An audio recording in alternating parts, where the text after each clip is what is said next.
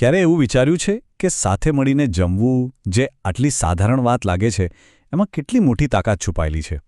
ખરેખર એ કે ભૂખ સંતોષવાની વાત નથી, એનાથી ઘણું વધારે છે. આ તો સંબંધો બાંધવાનો, ખુશીઓ વહેંચવાનો અને એકબીજાની દરકાર કરવાનો એક સુંદર રસ્તો છે. તો આજે આપણે આ જ સહિયારા ભોજનની શક્તિને થોડી નજીકથી સમજીશું. ચાલો 1 મિનિટ માટે વિચારીએ.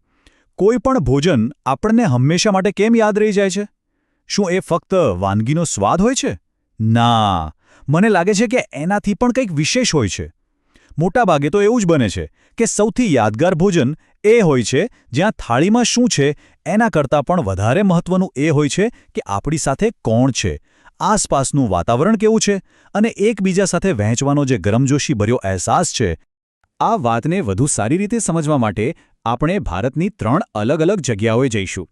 એક નાના ક્લાસરૂમમાં અચાનક ગોઠવાયેલી પાર્ટીથી શરૂઆત કરીશું, પછી એક આખા સમાજના મોટા તહેવાર પર જઈશું અને છેલ્લે એક રાષ્ટ્રવ્યાપી અધિકારની વાત કરીશું. ચાલો જોઈએ કે આ ત્રણેય વાર્તાઓમાં સાથે મળીને જમવાનું કેન્દ્રમાં રહીને કેવો જાદુ કરે છે. તો આપણી પહેલી વાર્તા એકદમ સાદા અને નિર્દોષ સ્તરે શરૂ થાય છે. જગ્યા છે એક સ્કૂલનો ક્લાસરૂમ, જ્યાં બાળકોનો ઉત્સાહ એક નાનકડી પણ મજેદાર પાર્ટીને જન્મ આપે છે. વાત એમ છે કે વેકેશન પૂરું થયું અને સ્કૂલ ખુલી. આરતી બધાને પોતાના કાકાના લગ્નની વાતો કરતી હતી કે ત્યાં બધાએ સાથે મળીને ખાવાની કેવી મજા કરી. બસ આટલું સાંભળતા જ રેહાના અને ડેવિડના મગજમાં એક આઈડિયા આવ્યો. એક સાવ સાદો સવાલ, જેણે એક મસ્ત મજાની યોજનાને જન્મ આપ્યો. અને એમનો પ્લાન જો એટલો સિમ્પલ અને સરસ હતો. કોઈ અઘરા નિયમો નહીં, કોઈ મોટો ખર્ચો નહીં. બસ નક્કી થયું કે દરેક જણ ઘરેથી પોતાની પસંદગીનું કંઈક બનાવીને લાવશે અને પછી બધા સાથે મળીને ખાશે, રમશે અને ખૂબ ધમાલ મસ્તી કરશે. આ જ તો છે સાચા સહયોગની ભાવના.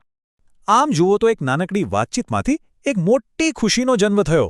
આરતીએ જે લગ્નની મજાની વાત કરી, એણે આખા ક્લાસને સાથે મળીને ઉજવણી કરવાની પ્રેરણા આપી. આ બતાવે છે કે સાથે મળીને ખાવાનો આનંદ કેટલો ચેપી હોય છે નહીં? ચાલો હવે આપણે એ નાના ક્લાસરૂમમાંથી બહાર નીકળીએ અને એક મોટા આખા સમુદાયના ઉત્સવ તરફ જઈએ. અહીં સાથે મળીને જમવું એ માત્ર મજાની વાત નથી, પણ એ તો પરંપરા અને આખા સમાજને જોડતી એક મજબૂત કડી છે. જી હા, આપણે વાત કરી રહ્યા છીએ ઉત્તરાયણની. એક એવો દિવસ જ્યારે ગુજરાતનું આખું આકાશ રંગબેરંગી પતંગોથી ભરાઈ જાય છે અને દરેક ઘરની અગાસી મિત્રો અને પરિવારના સભ્યોના શોરબકોરથી ગુંજી ઉઠે છે. અને આ ઉજવણીનો આત્મા શું છે? પરંપરાગત ભોજન. અહીં પણ જુઓ, બિલકુલ પેલા ક્લાસની પાર્ટીની જેમ જ દરેક જણ કંઈક ને કંઈક લઈને આવે છે. પિંકી તલના લાડુ અને ચિક્કી લાવી તો સેજલ મમરાના લાડુ. તનવીર તો સીધો વાડીએથી તાજા બોર તોડી લાવ્યો. આ બધું ભેગું મળીને એક એવી મિજબાની તૈયાર કરે છે જે તહેવારને વધુ સ્વાદિષ્ટ બનાવી દે છે. પણ આ બધી વાનગીઓમાં જેનો રાજ હોય ને, તો એ છે ઊંધિયું. આ માત્ર એક શાક નથી, પણ એક એવી પરંપરા છે જે ઉત્તરાયણ માટે કરવામાં આવતી ખાસ મહેનત અને પ્રેમનું પ્રતીક છે. સાચું કહું તો ઊંધિયું બનાવવું એ પોતે જ એક નાનકડો ઉત્સવ છે. જરા આ લિસ્ટ પર નજર તો કરો. કેટલી બધી સામગ્રી છે! જાત જાતના શાકભાજી, અલગ અલગ કંદમૂળ, મસાલા અને હા, મેથીના વડા તો ખરા જ. આ બધું જ્યારે એકસાથે ભળે છે ત્યારે એક અદ્ભુત સ્વાદ બને છે. બિલકુલ એ જ રીતે જે રીતે અલગ અલગ લોકો અને પરિવારો એકસાથે મળીને એક જીવંત સમુદાય બનાવે છે. અને જરા કલ્પના તો કરો, એક તરફ ગરમાગરમ ઊંધિયું અને જલેબીનો સ્વાદ માણી રહ્યા છીએ અને બીજી તરફ અગાસી પરથી પતંગબાજોની જોશભરી બૂમો સંભળાય છે. એ કાપ્યો, એ ગયો. આ અવાજ અને સ્વાદનું જે મિશ્રણ છે ને, એ જ ઉત્તરાયણનો સાચો અનુભવ છે. ચાલો હવે આપણી ત્રીજી અને છેલ્લી વાર્તા પર જઈએ. આ વાર્તા સહિયારા ભોજનને આનંદ અને પરંપરાથી આગળ લઈ જઈને સામાજિક ન્યાય અને મૂળભૂત અધિકારના એક મોટા સ્તર પર મૂકે છે. જરા એ બાળક વિશે વિચારો જે બપોરે ક્લાસમાં બેઠું છે, પેટમાં ભૂખના કારણે ચૂઠાટ થાય છે અને શિક્ષક જે ભણાવી રહ્યા છે એના પર ધ્યાન લગાવવું લગભગ અશક્ય છે. આ લાખો બાળકો માટેની એક કડવી હકીકત છે અને આ ગંભીર સમસ્યાનો ઉકેલ પણ સહિયારા ભોજનમાં જ છુપાયેલો છે. આ સમસ્યાના ઉકેલ માટે ભારતમાં મધ્યાહન ભોજન યોજના ચાલે છે. આ યોજના હેઠળ દેશની સરકારી પ્રાથમિક શાળાઓમાં ભણતા દરેક બાળકને દરરોજ ગરમ અને પૌષ્ટિક બપોરનું ભોજન મફતમાં આપવામાં આવે છે.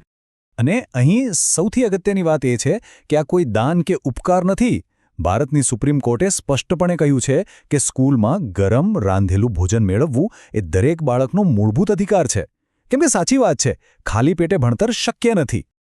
ભોજન શરૂ કરતા પહેલા ઘણી શાળાઓમાં બાળકો સાથે મળીને આ ગીત ગાય છે. આ નાની અમથી પંક્તિઓ આખી યોજનાના ઊંડા હેતુને બતાવે છે. આ માત્ર પોષણ આપવા માટે નથી, પણ બાળકોમાં એકતા, સમાનતા અને સાથે મળીને કામ કરવાની ભાવના કેળવવા માટે પણ છે. આ યોજના કેટલી ઊંડાણપૂર્વક વિચારાઈ છે એ જુઓ. દરરોજ અલગ અલગ પૌષ્ટિક ભોજન હોય છે. બાળકો રોજ પોતાની જગ્યા બદલીને બેસે છે, જેથી નવા મિત્રો બને અને કોઈ ભેદભાવ ન રહે. અને ખોરાકનો જરા પણ બગાડ ન થાય એનું પણ ખાસ ધ્યાન રાખવામાં આવે છે. એટલે જ આ માત્ર ભોજન કરતાં ઘણું વધારે છે. તો આપણે 3 બિલકુલ અલગ અલગ જગ્યાઓ જોઈ. એક ક્લાસરૂમ, એક અગાસી અને એક સ્કૂલનું મેદાન. પણ ત્રણેયને એક જ દોરાથી બાંધનારું તત્વ હતું, સાથે મળીને જમવાની ક્રિયા. ચાલો આ ત્રણેય વાર્તાઓના સારને એકસાથે જોઈએ. અહીં જુઓ, બધું એકદમ સ્પષ્ટ થઈ જાય છે. વર્ગની પાર્ટીમાં સ્વયંભૂ આનંદ અને મિત્રતા બનાવવાની વાત હતી. ઉત્તરાયણના તહેવારમાં સાંસ્કૃતિક પરંપરા અને સમુદાયને મજબૂત કરવાની વાત હતી. અને મધ્યાહન ભોજન યોજનામાં સામાજિક સમાનતા અને દરેક બાળક માટે ભવિષ્યની તક ઊભી કરવાની વાત છે. કારણો ભલે અલગ હોય, પણ પરિણામ એક જ છે: જોડાણ.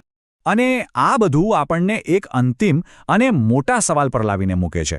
જો એક નાનકડી પાર્ટી મિત્રતાના બીજ વાવી શકે, એક તહેવાર આખા સમુદાયને એક કરી શકે અને એક યોજના લાખો બાળકોનું ભવિષ્ય સુધારી શકે, તો જરા વિચારો, સાથે મળીને જમવાની આ સાધારણ લાગતી ક્રિયા આપણા પરિવારોમાં, આપણા સમાજમાં અને આપણા દેશમાં કેટલો મોટો અને સારો બદલાવ લાવવાની તાકાત ધરાવે છે.